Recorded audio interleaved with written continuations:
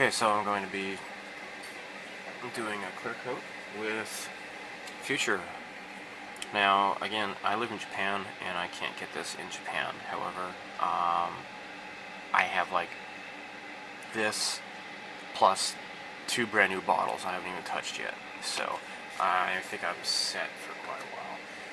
You know, again, this stuff, if you can get your hands on it, you know, supposedly it's available in New Zealand, but my New Zealand YouTube friend is unable to find, as it's called Clear with a K or something like that.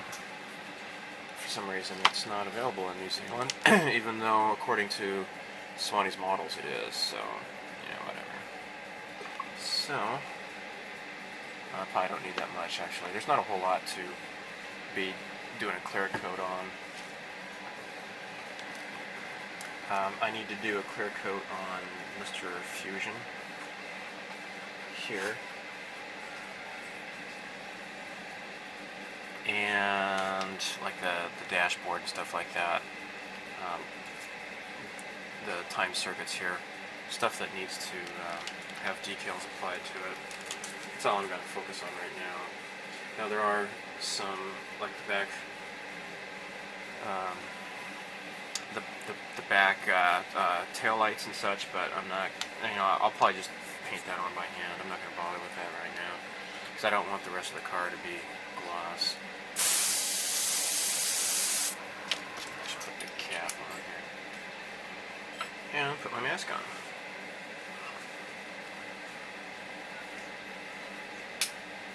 Oh.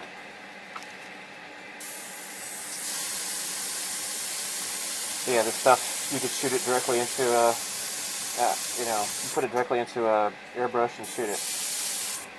No thinning required. So,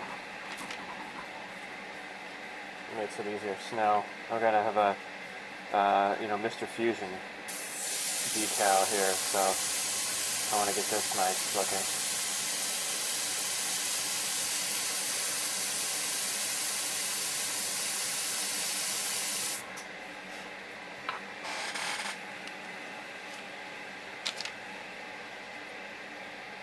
Okay.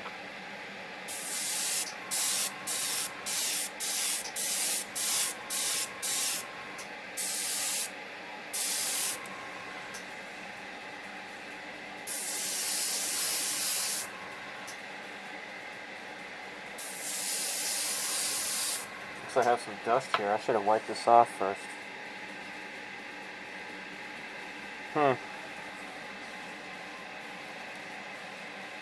Well, I guess I'm done.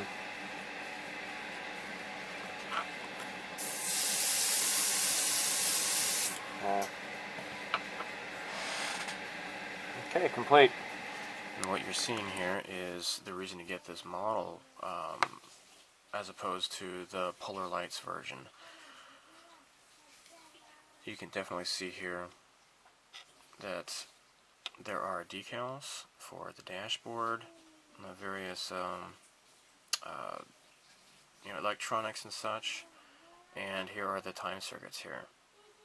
So this is the part that goes on the roof of, you know, on the inside, the interior of the car, goes along the top, the ceiling, and here are your time circuits. Pretty cool.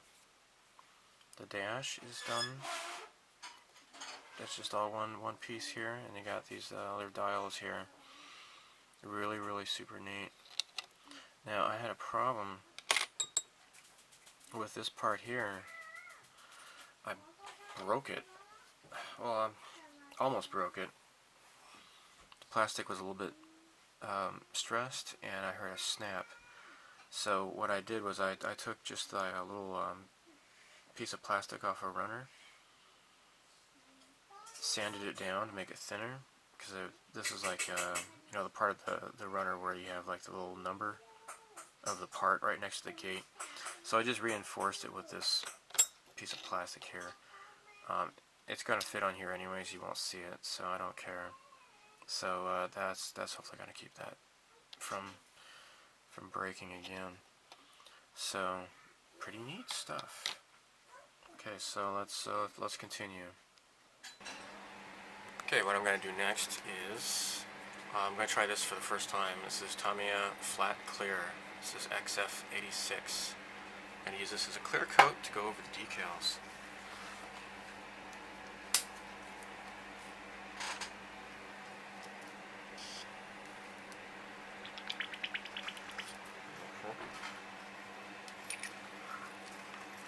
So I already went over this with Future to make it gloss. So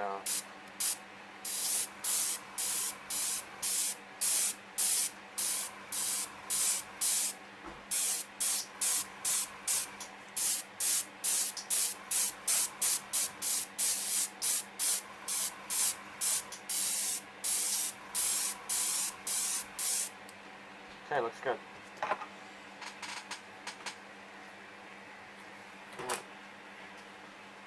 I put all the other little decals on here.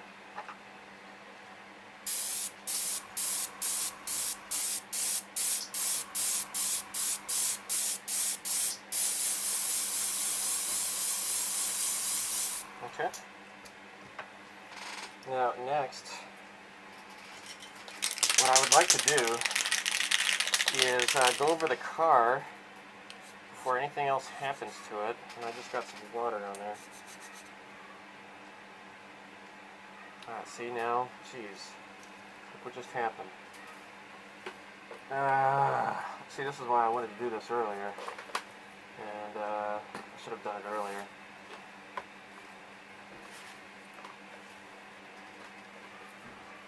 And get some flat black here. Yeah, it looks like I have to do a little bit of touch up here.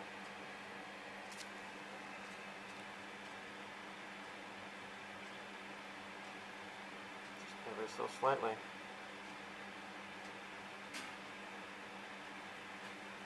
Okay, I need to do a clear coat on this to protect it. And what I was about to do just now is go over it with Mr. Super Clear Flat.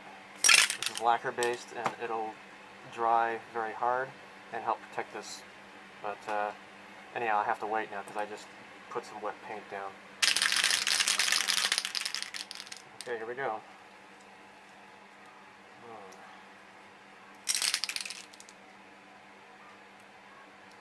Jeez. You know, this is not really working here. It's not staying.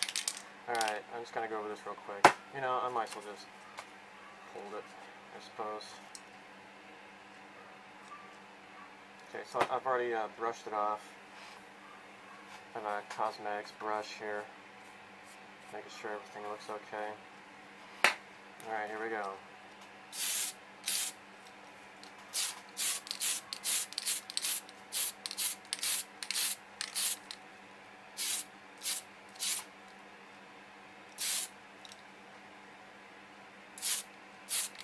Okay, just a nice dull coat, and there we go. This is going to dry really fast. Maybe get the upside here. There. Get the bottom here.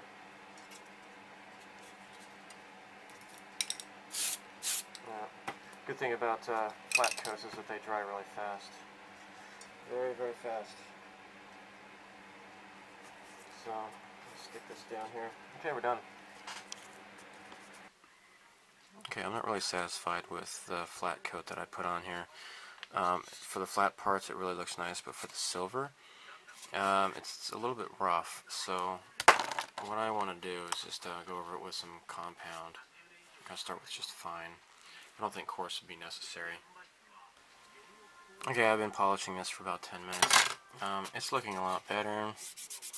I had used Mr. Super Clear on this, which is GSI Krios. I think I want to do a semi-gloss. I think that I should have done that instead of the flat. So I don't have any Super Clear semi-gloss, but I do have Tamiya semi-gloss TS79 semi-gloss clear. I think I'm going to do that on this. It's getting late tonight, but I'll probably do this tomorrow. So, anyhow, yeah, it's a little bit rough, but hopefully this will make it look better. It does look a lot better though since I've been polishing it with the compound. And so what I need to do is I'm gonna try to rub off any sort of excess, and that's what I kind of made a mistake with on my Knight Rider kit car. I'm gonna rub off any and all excess and rinse this off because I totally didn't rinse it off the Knight Rider car. So yeah, this needs to be rinsed off. I didn't know that before, but now I do. And knowing's half the battle. Okay, so you may or may not be able to see this in high definition, but they might see some discoloring here. To the naked eye, it looks a lot worse, and I've decided to mask off the black and gray parts and just repaint this all over again. It just looks ugly. I think it was a mistake to go over this with flat because it wasn't quite the surface that I had hoped for. So I'm going to mask off these parts and then repaint the silver over the polishing just didn't smooth it out, and it looks uneven, and I'm not satisfied with that. So I'm going to change that.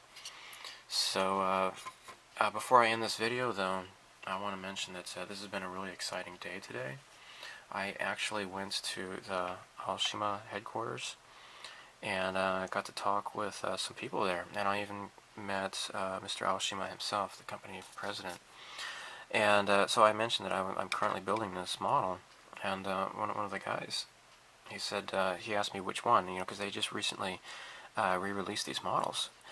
And I said, I got this a few years ago off of Yahoo Auctions Japan. And he asked me if it had the photo-etched set, and I said, no, actually I'm not familiar with that. I didn't know there was a photo-etched set. And he says, here, let me give you it. So he gave me this envelope here. And this has photo-etched metal. And I'm not sure what this part is. I'll have to look at the instructions. Now he gave me some instructions here. Now this is for the first Delorean, not the Part 2 Delorean, but it gives you the instructions on what to do here. Look at this. It has, there's colored photo-etched metal for the dashboard display, these dials and such, the time circuits, and it's great because actually one of the decals kind of ripped on me, so I'm really looking forward to using this. The buttons and such, these are all photo-etched parts.